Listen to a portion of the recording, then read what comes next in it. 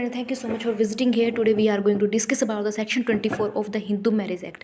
Everyone knows about the right of maintenance to wife, लेकिन practical जो day to day life होता है उसमें ये पता ही नहीं है कि हस्बैंड के लिए भी हिंदू मैरिज एक्ट में एक ऐसा प्रावधान दिया गया है जिसके अंडर जो हस्बैंड है अपने मेंटेनेंस के लिए क्लेम कर सकता है। जो सेक्शन 24 है वो केवल और केवल वाइफ के बारे में नहीं, हस्बैंड के बारे में भी बात करती है। अंडर सेक्शन 24 एक ऐसा हस्बैंड जो मेंटली और फिजिकली फिट न होने की वजह से अपना क्लेम कर सकता है maintenance under section 24 if a person is totally handicapped physically और मेंटली और partially he is handicapped in the case of physically or mentally, then he can claim maintenance under section 24 of Hindu Marriage Act।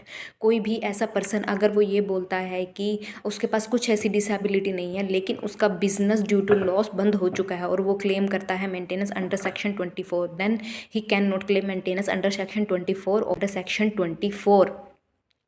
तो जो ये maintenance है वैसे तो expressly तो ये बच्चों के मेंटेनेंस के बारे में बात नहीं करता, लेकिन ऐसा हस्बैंड है या वाइफ है उनमें से किसी के पास भी अगर बच्चे हैं तो उस केस में इन अंडर सेक्शन 24 मेंटेनेंस है जो ग्रांट कर दिया जाता है, इम्प्लाइडली ग्रांट कर दिया जाता है। वैसे सेक्शन जो 24 है वो एक्सप्रेसली बेयर एक्ट में बच्चों के मेंटेनेंस के बारे में बात नहीं करता, बट ऐसा खर्च जो कि उस हस्बैंड अपने सर्वाइवल के लिए और अपने बच्चों के सर्वाइवल के लिए ज़रूरी है वो अंडर सेक्शन 24 क्लेम कर सकता है। बट इसकी जो दूसरी कंडीशन है ये जनरली हम ऐसे नहीं ले सकते कि हस्बैंड किसी भी केस में आकर इसके अंडर मेंटेनेंस क्लेम कर सकता है। दो कंडीशन तो जैसे आपको बता दी गई हैं कि वो फिजिकली और मेंटली अनफिट है तो ही वह इसके अंडर क्लेम कर सकता है।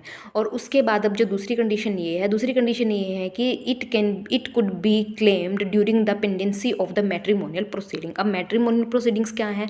During the pendency of the section 9, during the pendency of section 13 he can claim maintenance under section 24 of the maintenance act. अब यहाँ पर दूसरी बात आती है, जो वाइफ है अगर वो क्लेम करती है मेंटेनेंस अंडर सेक्शन 24 और अगर किसी कोर्ट में उसकी जो हस्बैंड की प्रॉपर्टी है और उसको लेकर पार्टीशन का जो सूट है वो चल रहा है, तो क्या उस दौरान भी वह अंडर सेक्शन 24 क्लेम कर सकती है? नहीं।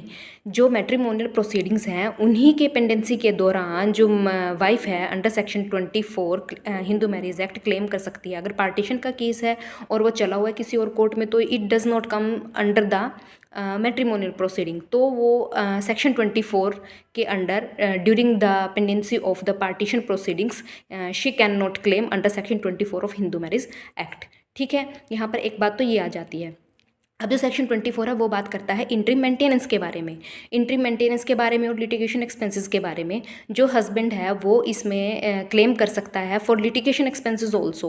और जो ये सेक्शन है 24 वो बात करता है केवल और केवल इंट्रीम मेंटेनेंस के बारे में कि जब तक कि आपकी जो मैट्रिमोनियल प्रोसीडिंग्स चल रही हैं तब तक ही आपको उसमें लिटिगेशन एक्सपेंसेस मिलेंगे और आपको जो है आपका गुजारा भत्ता जो इंट्रीम मेंटेनेंस है आपको दिलवाया जाएगा। लेकिन जैसे ही आपकी जो मैट्रिमोनियल प्रोसीडिंग्स है सेक्शन 9 और सेक्शन 13 की जैसे ही वो डिस्पोज ऑफ हो जाती हैं तो वहीं पर आपका जो इंट्रीम मेंटेनेंस है और वो वहाँ पर ही बंद हो जाएगा। तो thank you so much for visiting here.